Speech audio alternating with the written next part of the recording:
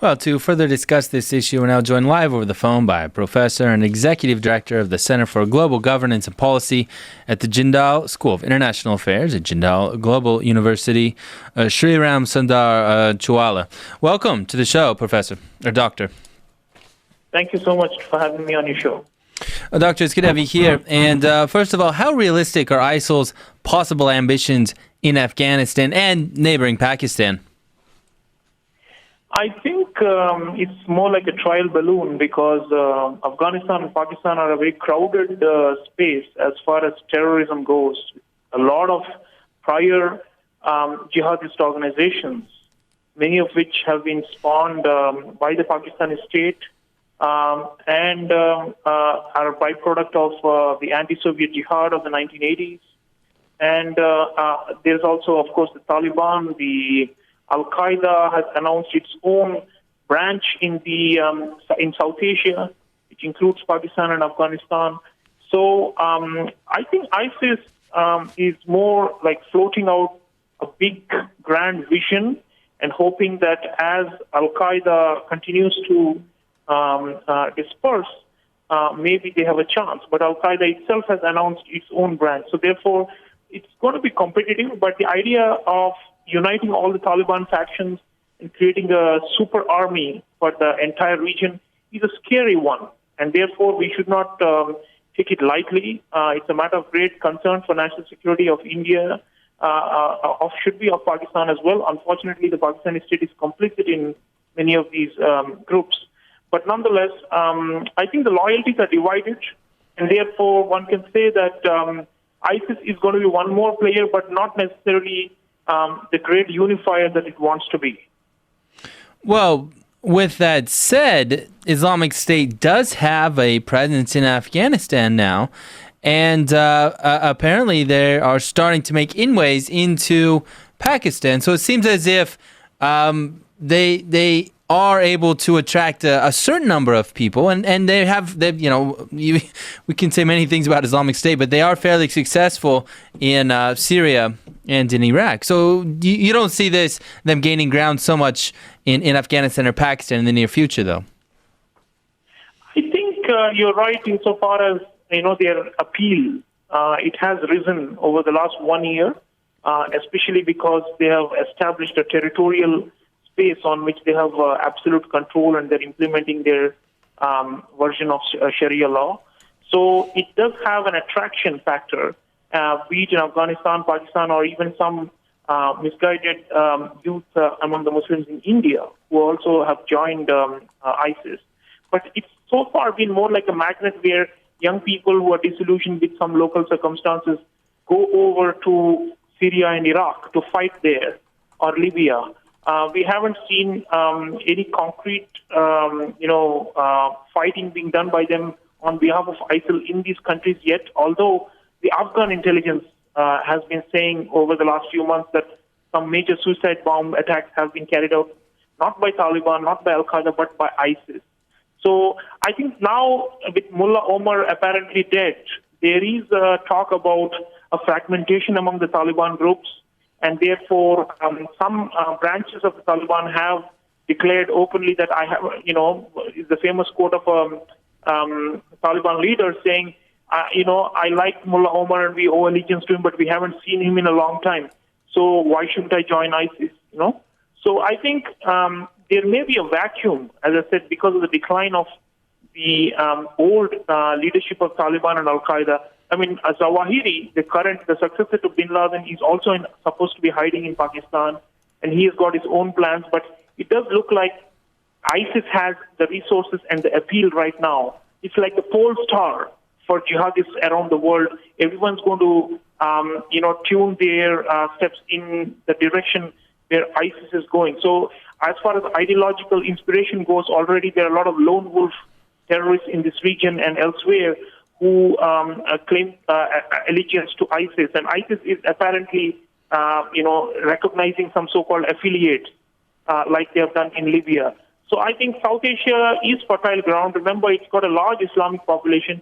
Even if a small, decimal percentage out of them are converted, it's enough, because then in terms of numbers, we're talking about thousands of recruits, and that's enough to cause a lot of damage The ideology of both ISIS, Al-Qaeda, Taliban, all of them, of course, is somewhat similar in the sense that they are against Shias and against minorities, and of course, the people of the book, whoever is not what they call the people of the book, are especially a threat.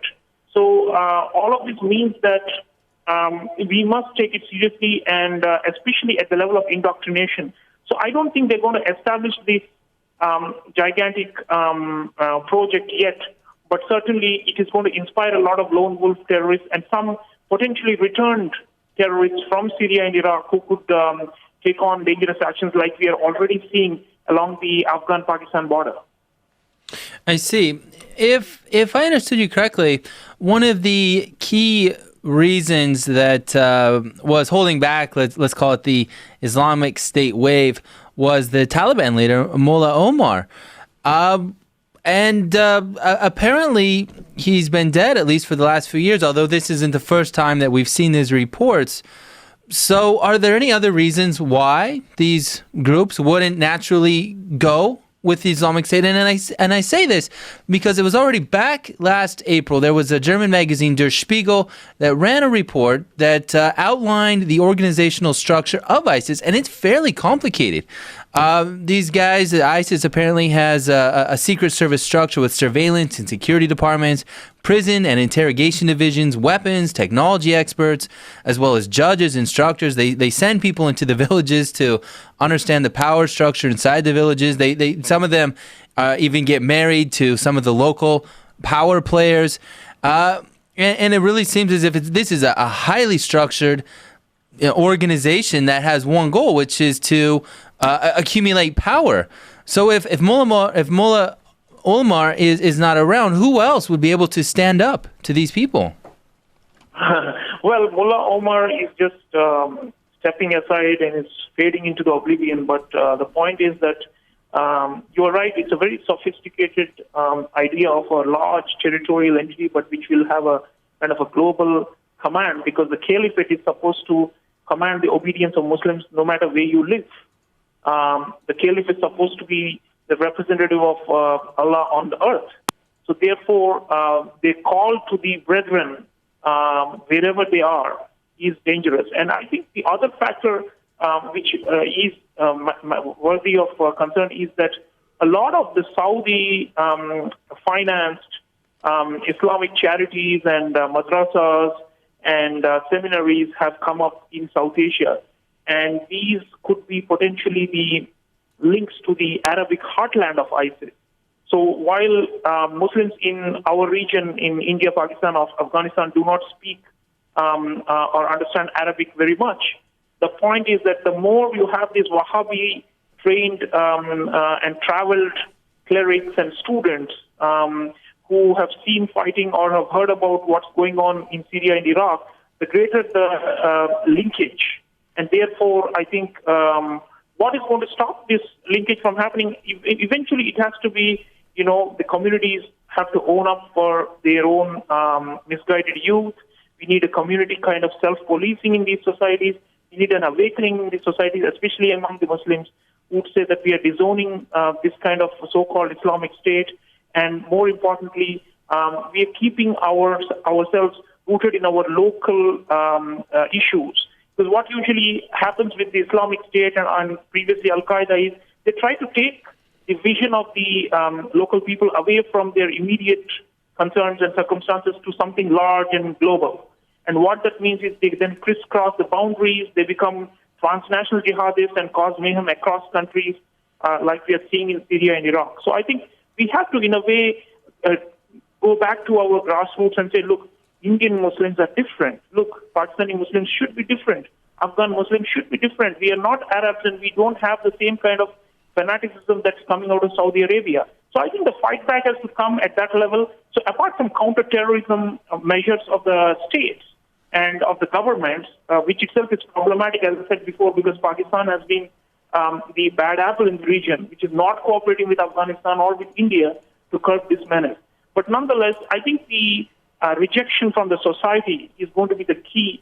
Al-Qaeda was more marginal and more of a terrorist group only, which is operating secretively. But ISIS seems to be more territorial and more like an insurgent army plus a terrorist group.